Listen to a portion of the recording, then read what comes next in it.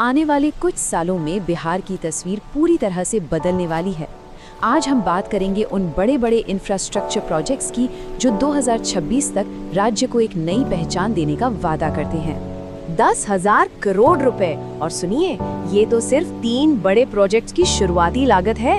ये आंकड़ा ही अपने आप में बिहार के बड़े इरादों की कहानी कह रहा है। तो सबसे बड़ा सवाल यही उठता है कि इतना बड़ा निवेश जमीन पर असल में क्या बदलाव लाएगा। चलिए इन मेगा प्रोजेक्ट्स की गहराई में चलते हैं और इनके असर को समझने की कोशिश करते हैं। आज हम 5 हिस्सों में इस पूरी कहानी को समझेंगे। सबसे पहले हम उस बुनियादी चुनौती को जानेंगे जिसे हल करने की कोशिश हो रही है। फिर देखेंगे कि बिहार देश से कैसे जुड़ रहा है और राज्य के अंदर की दूरियां कैसे कम हो रही हैं। इसके बाद हम एक्सप्रेसवे के नए दौर पर नजर डालेंगे और आखिर में समझेंगे कि इन सब का बिहार के भविष्य के लिए क्या मतलब है। तो शुरू करते हैं पहले खंड से, अरबों डॉलर की रूपरेखा। देखिए, इन बड़े प्रोजेक्ट्स को समझने से पहले ये जानना बहुत जरूरी है कि आखिर ये किस बड़ी चुनौती का हल निकालने के लिए बनाए जा रहे हैं।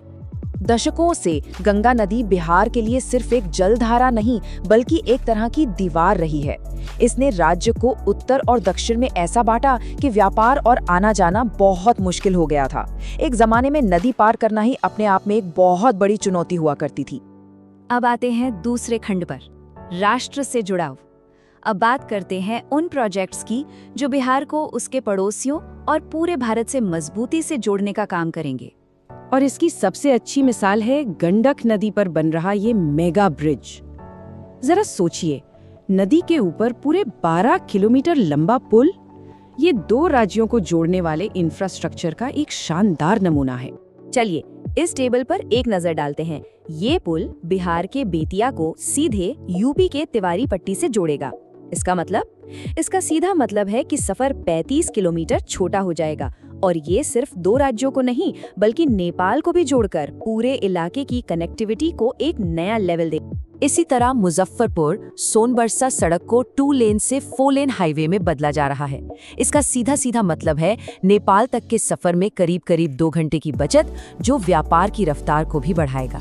यहाँ सोर्स एक दिलचस्प बात की ओर इशारा करता है। उनका कहना है कि जब राज्य और केंद्र में एक ही सरकार होती है तो प्रोजेक्ट्स को मंजूरी मिलना अक्सर तेज हो जाता है, जिससे विकास की गति भी बनी रहती है। अब आते हैं तीसरे हिस्से पर, राज्य को एक साथ बुनना। बाहरी जुड़ाव तो ठीक है, लेकिन राज्य के अंदर की कनेक्टिविटी का क्या? तो अब हम उन प्रोजेक्ट्स को देखेंगे जो बिहार की आंतरिक धमनियों को मजबूत कर रहे हैं। बिहार की अंदरूनी तस्वीर बदलने के लिए ये 3 प्रोजेक्ट्स तो बिल्कुल गेम चेंजर है। पूर्णिया खगड़िया हाईवे, पटना में जेपी गंगा पथ का विस्तार और सबसे अहम बख्तियारपुर से ताजपुर तक गंगा पर बनने वाला विशाल 6 लेन पुल। ये प्रोजेक्ट्स सीधे तौर पर उन दूरियों को मिटा रहे हैं जिनके बारे में हमने शुरू में बात की थी।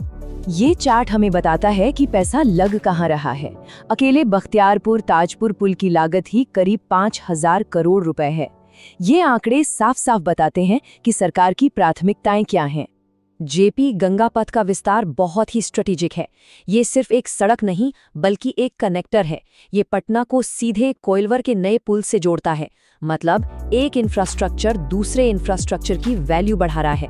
तो अब तक हमने पुलों और हाईवे की बात की, लेकिन अब बिहार एक नए दौर में कदम रख रहा है और वो है आधुनिक हाई स्पीड एक्सप्रेसवे का दौर। 2026 बिहार के लिए एक ऐतिहासिक साल होने वाला है। साल की शुरुआत में वाराणसी औरंगाबाद एक्सप्रेसवे से दिल्ली का रास्ता तेज होगा। फिर साल के बीच में आएगा बिहार का पहला एक्सेस कंट्रोल्ड हाईवे आम्स दरभंगा, और साल खत्म होते होते झारखंड और पश्चिम बंगाल से जुड़ने के लिए भी एक नया कॉरिडोर तैयार हो जाएगा। अच्छा, यहाँ एक शब्द पर ध्यान देना बहुत जरूरी है, एक्सेस कंट्रोल्ड। इसका मतलब क्या है? सीधा सा मतलब है कोई लोकल ट्रैफिक नहीं, कोई चौराहे नहीं, कोई रुकावट नहीं, बस बिना रुके तेज गति से सफर। ये ट्रैवल के अनुभव को पूरी तरह से बदल देगा। इस नए एक्सप्रेसवे नेटवर्क का असर साफ है। दिल्ली, झारखंड और पश्चिम बंगाल जैसे बड़े आर्थिक केंद्रों तक पहुंचना अब कई ज्यादा तेज हो जाएगा। और जब समय बचता है तो सीधे तौर पर व्यापार और अर्थव्यवस्था को एक नई रफ्तार मिलती है। तो चलिए अब आते हैं अपने आखिरी और सबसे जरूरी खंड पर, बिहार के भविष्य का निर्माण। हमने प्रोजेक्ट्स तो देख लिए, पर असली सवाल ये है कि इन सब का बिहार के भविष्य पर क्या और कैसा असर होगा। ये नंबर देखिए, 900। सोर्स का अनुमान है कि सिर्फ बेहतर इंफ्रास्ट्रक्चर के दम पर राज्य में 900 नई कंपनियां निवेश कर सकती हैं। ये है सड़क और निवेश का सीधा कनेक्शन। तो इसका असर ना एक लहर की तरह फैलता है। सबसे पहले समय और लागत बचती है, इससे व्यापार और टूरिज्म को बढ़ावा मिलता है। ये नए उद्योगों को अपनी तरफ खींचता है और आखिर में ये उत्तर और दक्षिण बिहार के बीच विकास के फासले को कम करता है, जिससे पूरे राज्य का संतुलित विकास होता है। तो जैसा हमने देखा, बिहार एक नए दौर की दहलीज पर खड़ा है, जिसकी नींव बेहतर कनेक्टिविटी से रखी गई है। ये अंत नहीं, बल्कि एक नई शुरुआत है। सवाल ये है कि इस मजबूत नींव पर बिहार अपनी तरक्की की कौन सी नई कहानी लिखेगा।